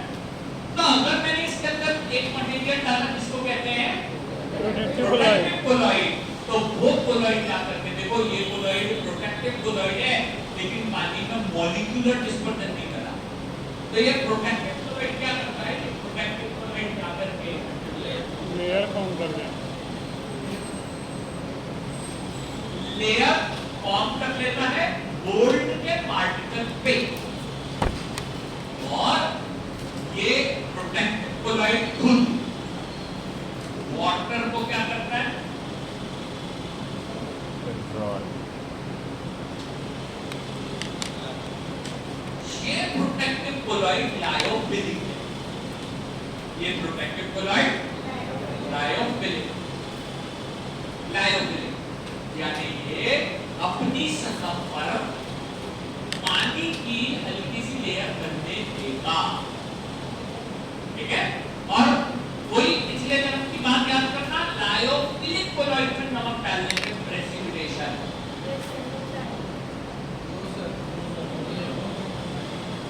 प्रेसिपिटेशन नहीं होता बेटा, वो तो बहुत ज्यादा मात्रा में डालने पे सॉल्टिंग आउट हो जाता है।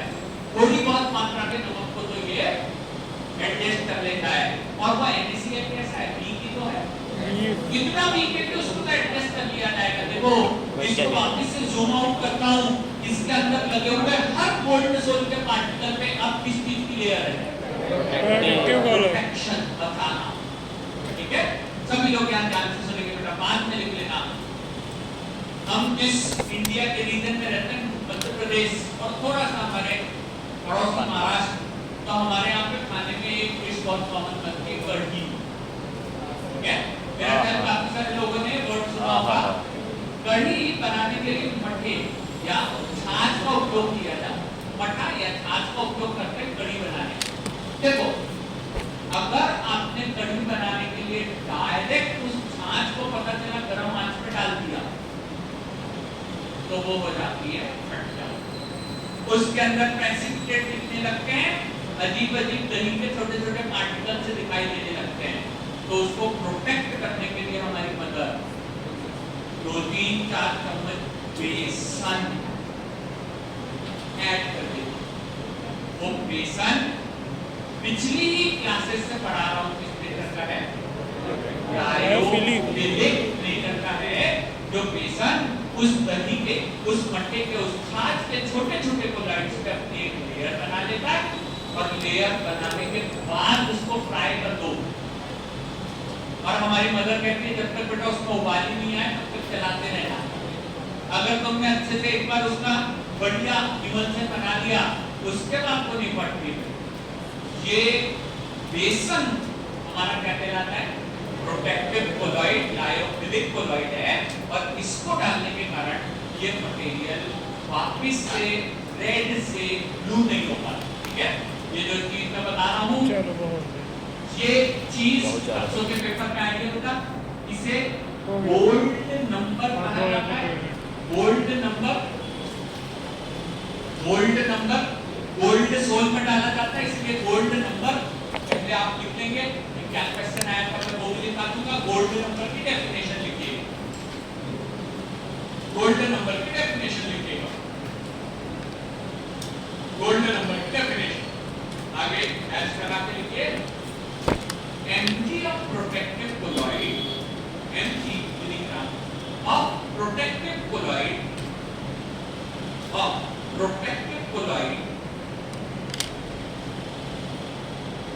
which prevent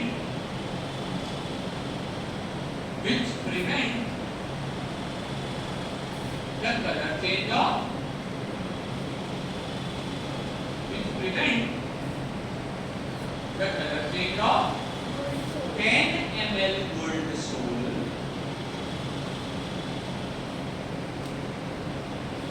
10 ml gold soul from red to blue on addition of 1 ml 10% NaCl solution। शांति से एक बार इसको पढ़ लीजिए।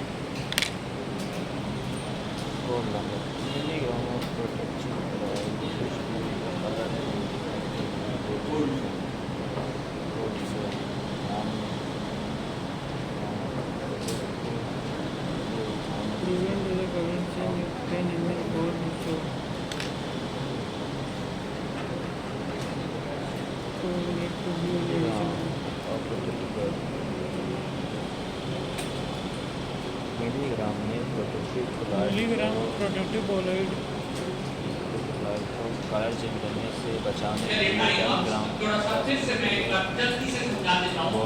आपने जो लिखा और पढ़ा, लाल कलर का टेस्ट ट्यूब रहता है गोल्ड सोल, ये लायोफिलिक नेचर का है। इसमें अगर आपने डायरेक्ट ही नमक का पानी डाल दिया तो ये प्रेसिपिटेट प्रेसिपिटेट होकर के नीला हो जाता, मतलब अनस्टेबल। लेकिन अगर नमक का पानी डालने से पहले गोल्ड सोल्ट में कुछ मात्रा में आपने मटेरियल डाल दिया, जो मटेरियल प्रोटेक्टिव कोलॉइड है, आपने थोड़ा शेक पैक कर दिया अच्छे से, वो उसको लेयर बनाने दिया, और उसके बाद इसमें फिर NaCl सॉल्यूशन डाला, तो ये ब्लू कलर में कन्वर्ट नहीं होगा, यानी ये प्रोटेक्ट हो चुका है। और देखिए जितने Mg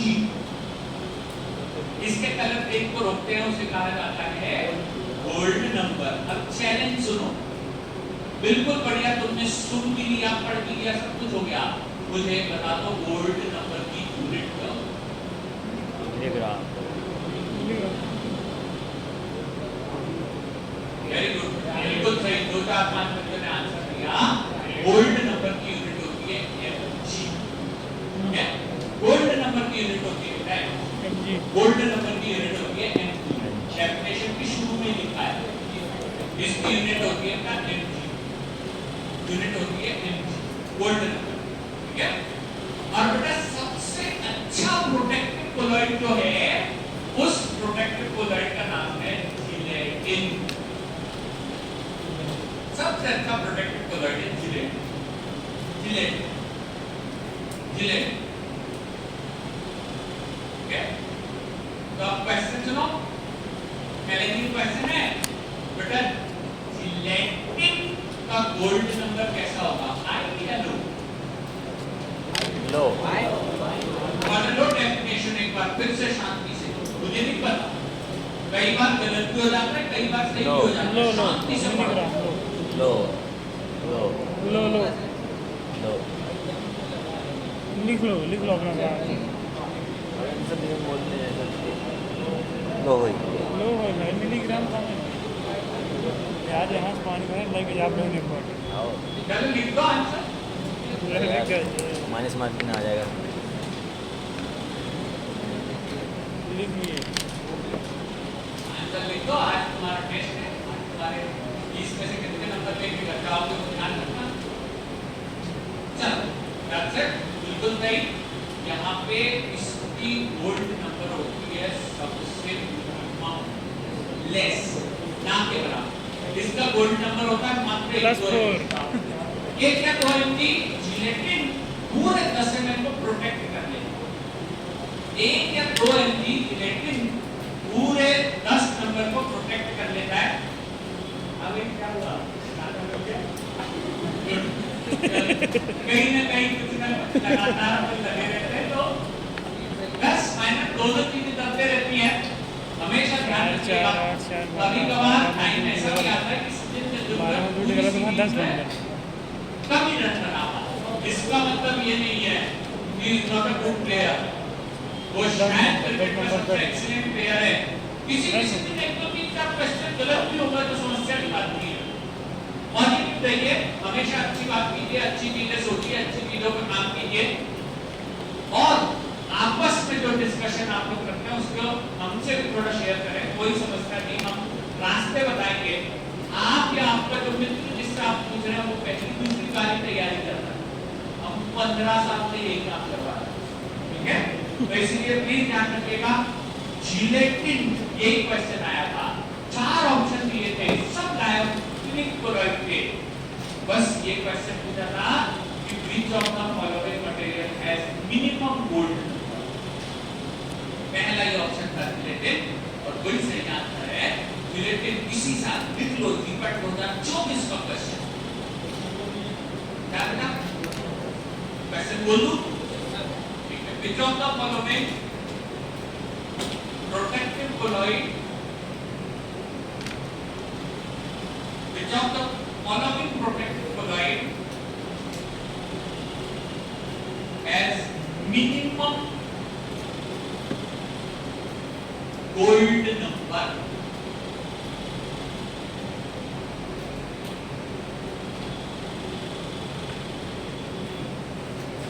ठीक है, क्वेश्चन मार्क को मैंने लगा दो और ये क्वेश्चन में समझ लो।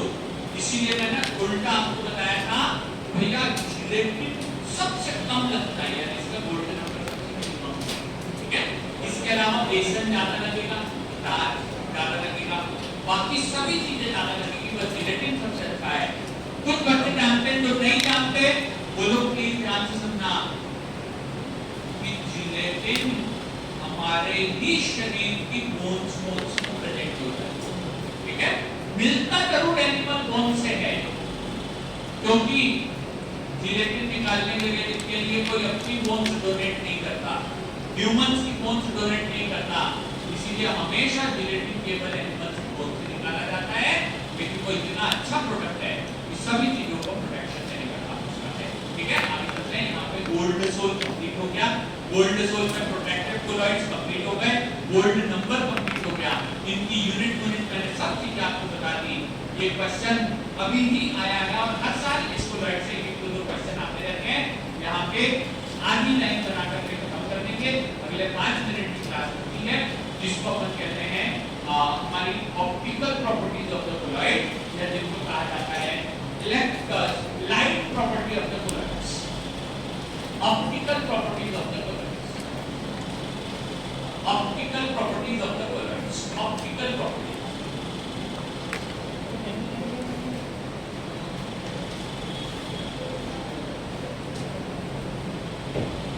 Optical properties of the colloids.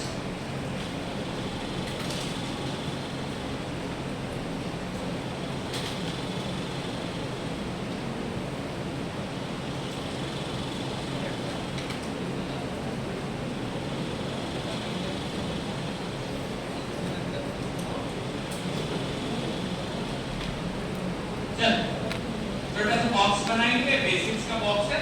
इसके अंदर जब हम लाइट की बात करते हैं, प्रकाश की बात करते हैं, ऑप्टिकल यानी दिखने वाली चीजों की बात करते हैं, तो प्लीज ध्यान रखिएगा, लाइट हमेशा वेव मूवमेंट दिखाता है, वेव मूवमेंट, यानी वो इस प्रकार ऊपर नीचे होकर के आगे बढ़ता है। Light shows wave movement. इस लाइट को देखने को समझ में नहीं आएगी, क्योंकि वो बहुत ही फाइन की होती है। प्लीज यहाँ पे ऐसा 20 सेकंड में 100 बार झपकती है, 1000 जब ये बार। तो ऊपर के छोरों पे प्रेजेंट होता है तो इसको कहते हैं ट्रम्प, और जब ये सबसे नीचे होता है तो क्रश। बिल्कुल सही, ठीक है। हिंदी में क्या बोलते थे मैं भूल गया, लेकिन कोई बात नहीं, आगे भी अपने को अंग्रेजी में ही चलना है, क्योंकि जीपैट के पेपर में कोई हिंदी वर्जन नहीं आता, सारे क्वेश्चन इंग्लिश में होते हैं, ठीक है। इसीलिए थोड़ा थोड़ा समय है, अपनी कम से कम टेक्निकल लैंग्वेजेस को संभाल लीजिए। दो ट्रक्स के बीच की दूरी कहलाती है वेवलेंथ। दो ट्रक्स या दो क्रस्ट के बीच की दूरी कहलाती है वेवलेंथ।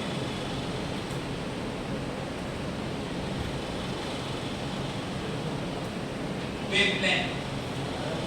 दो ट्रक्स या क्रस्ट के बीच की दूरी कहलाती है वेवलेंथ। ट्रक्स या क्रस्ट, जो सबसे ऊंचे पॉइंट ट्रक्स कहलाते हैं, जो सबसे नीचे पॉइंट क्रस्ट कहलाते हैं, इनके बीच की दूरी कहलाती है वेवलेंथ। बोर्ड पे देखिएगा, वैसे तो लाइट बहुत स्कैटर्ड है, लेकिन जब हम बात करते हैं विजिबल लाइट, जब हम बात करते हैं विजिबल लाइट की,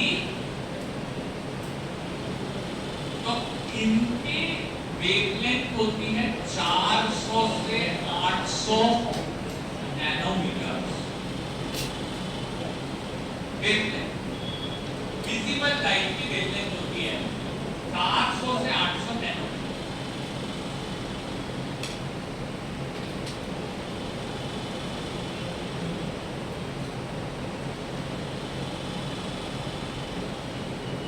और ये 0.2 माइक्रोमीटर से छोटी वेवलेंथ है।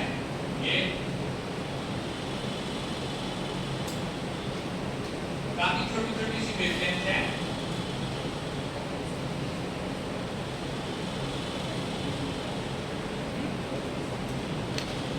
ट्रम्प और क्या बता रहे हैं? ट्रम्प और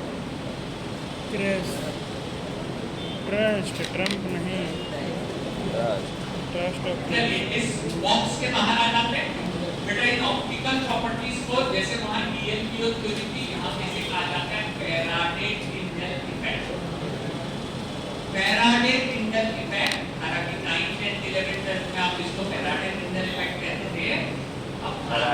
उसको direct Tyndall effect Tyndall effect है। टिंडल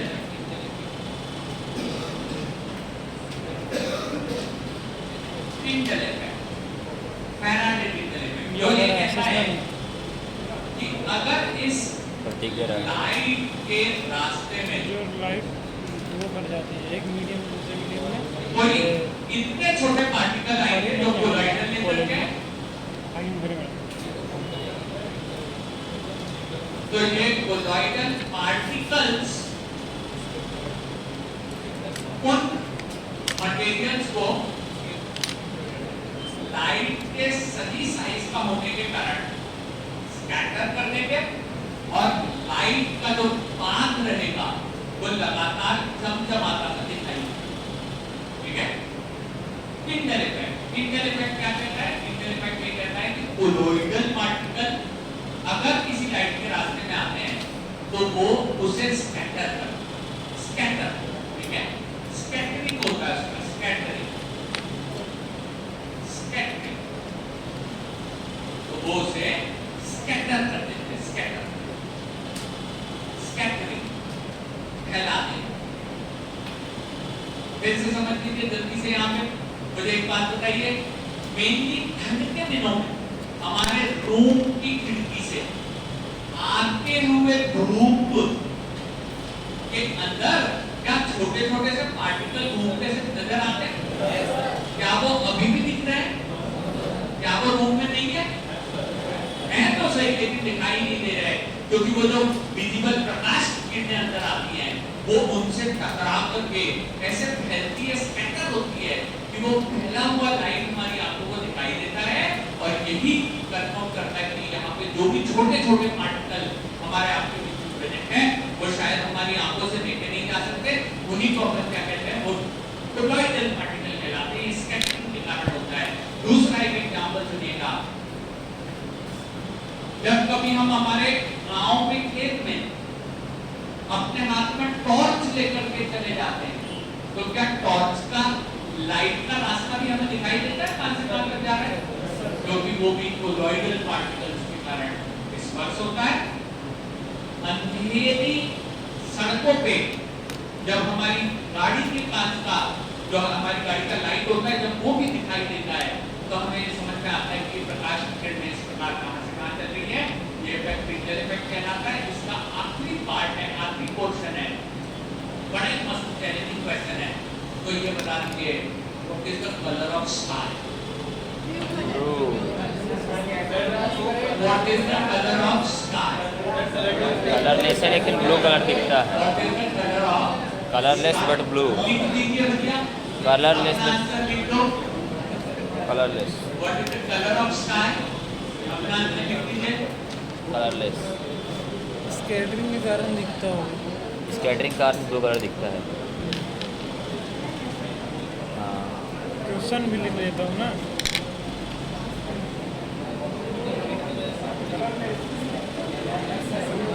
चलिए इसके प्लस या माइनस आपको थोड़ी देर के बाद पता चल जाएंगे। अगर आसमान ब्लू है तो अभी बाहर निकलने से हमें ब्लू दिखाई देना चाहिए। The sky is not of blue color. It is only a black background.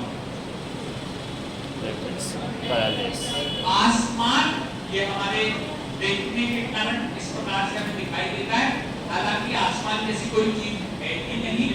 आप यहाँ से कितने प्रकाश वर्ष दूर की किसी भी आकाश गंगा में जा सकते हैं, वहां पे भी आप आसमान को नहीं छू सकते।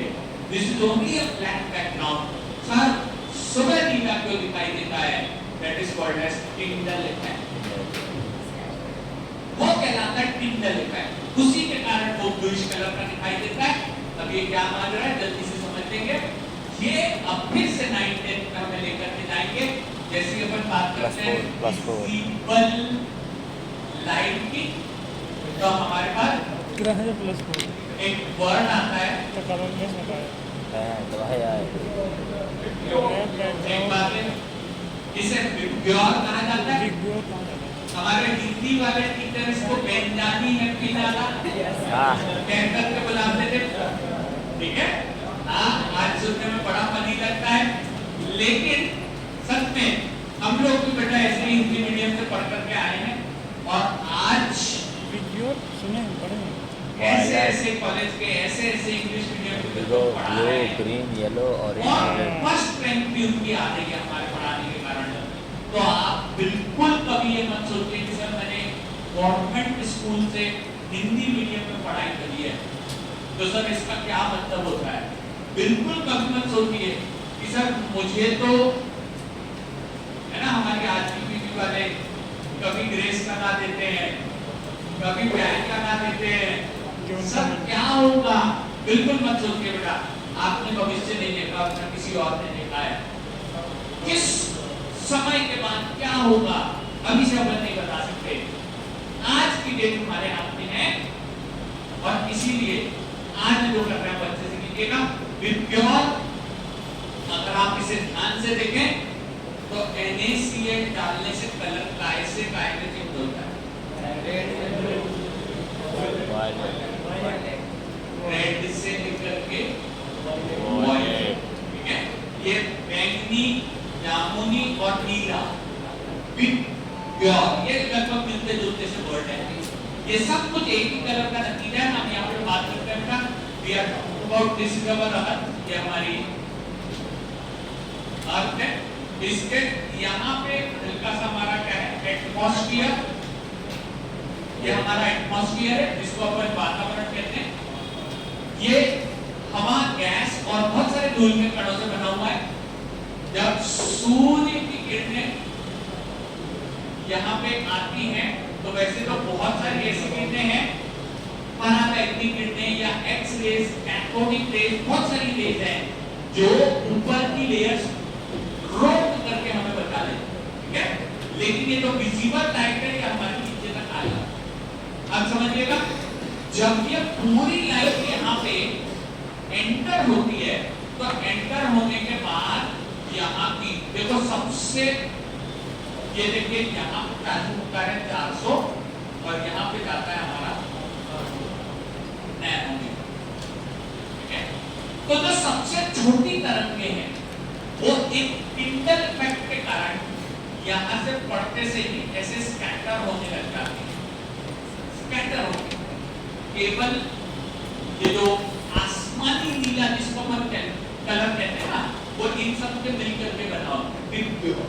BIG, ये जो हमारा BI ब्लू है, वायलेट इंडिगो ब्लू, ये सब मिलाकर के बनता है। और इसीलिए वो जो एयर लाइंस है वाइजाग वाली, उसका नाम भी क्या है इंडिगो, है कोई आसमानी कलर। तो जब कभी हम नीचे से आसमान को देखते हैं तो वही नीला लाइट फैला हुआ सा दिखाई देता है, इसीलिए ये हमें नीले कलर का दिखाई देता है। इसमें खुद का कोई कलर नहीं है। किसी ने हो सकता है वो जो सुपर हीरो की एवेंजर मूवी आती है उसके अंदर कई लोगों ने देखा होगा कि सर वो जब इतने ऊपर चला जाता है तो वहां से आसमान केवल काला दिखता है। जब आप एटमॉस्फेयर को क्रॉस कर जाते हैं तो आसमान का कोई कलर नहीं होता। अभी क्योंकि सूर्य नहीं है इसीलिए अभी भी हमें ओरिजिनल ब्लैक कलर का या आसमान का पर्दा दिखाई दे रहा है। एक छोटा सा बैकग्राउंड का पर्दा है विज्ञान। लेकिन यहाँ समझिएगा बेटा कि यहाँ से यहाँ तक चलने का ये जो समय है इसके कारण ये इस तरीके का कलर दिखाई देता है। क्वेश्चन बदल रहा हूँ, शाम, ढलती हुई शाम का कलर कौन सा? लाल, ऑरेंज लाल, ढलती हुई शाम का कलर ऑरेंज लाल, उसके पीछे भी इफेक्टेड पीपल, ठीक है, कि जब एकदम शाम ढल रही होती है हमारे यहाँ तो सूर्य जो है वो लगभग हमारे वेस्ट साइड में चले गए होते हैं और हमारे यहाँ पे कुछ ही देर में अंधेरा होने वाला है। हम लोग यहाँ पे देखते हैं कि सर अब कुछ देर बाद हमारे यहाँ अंधेरा होने वाला है। तो जब ये लाइट यहाँ से लेकर यहाँ तक पूरा ट्रैवल करती है ना तो इतनी देर में ना केवल बल्कि यहाँ तक की लेयर्स जो है ये वाली लाइट सबसे ज्यादा स्कैटर होती है और स्कैटर होने के कारण हमें हमारा यहाँ का जो कलर दिखाई देता है आसमान का, जिस तरह सनसेट हो रहा है वो बढ़िया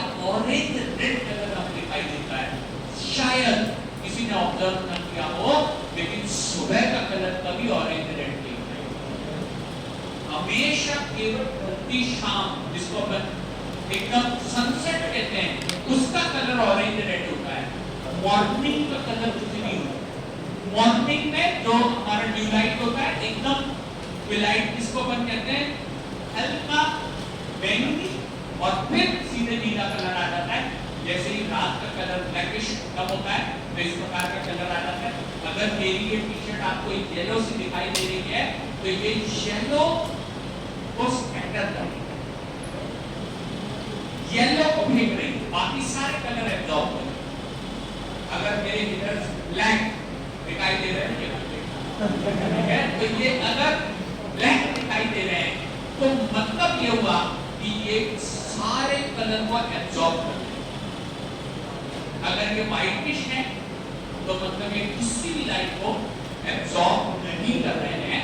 दैट मींस ये कलर्स इस प्रकार से एक दूसरे को रिफ्लेक्शन दिखाते हैं।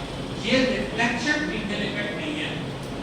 इंटेल इफेक्ट है जब हमारे एटमॉस्फेयर में सब चीजें चलती हैं, उसको इंटेल इफेक्ट कहा जाता है।